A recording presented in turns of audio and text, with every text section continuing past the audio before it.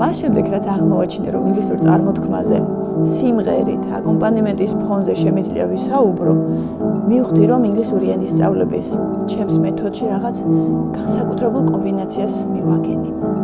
მე მარი ვარ წარმოთქმის მწვრთნელი.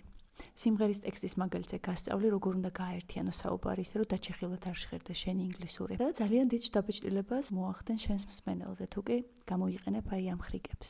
პირველი ეს არის შეკავებული d and t სიტყვის ბოლოში და მეორე ეს არის შემოჭრილი w. You may not know right where you're going, but I do. And all the times you wasn't chosen, I'll make it up to you. All of the feelings you're not showing, when your river so overflowing is the truth. I swear to you, I do.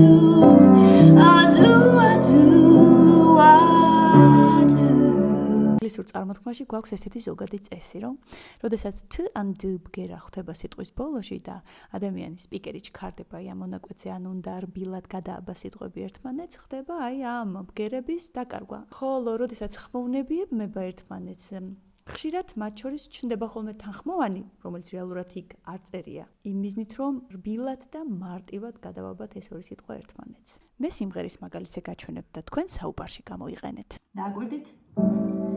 You may not know, არა not know.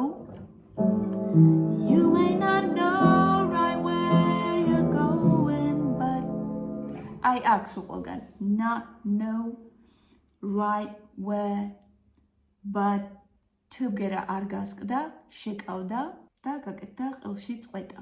ახლა შეხვდა W-ს საინტერესო. I do. აი გრძნობთ do.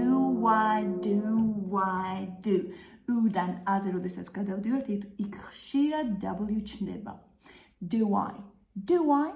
Do you? And all the times you wasn't chosen.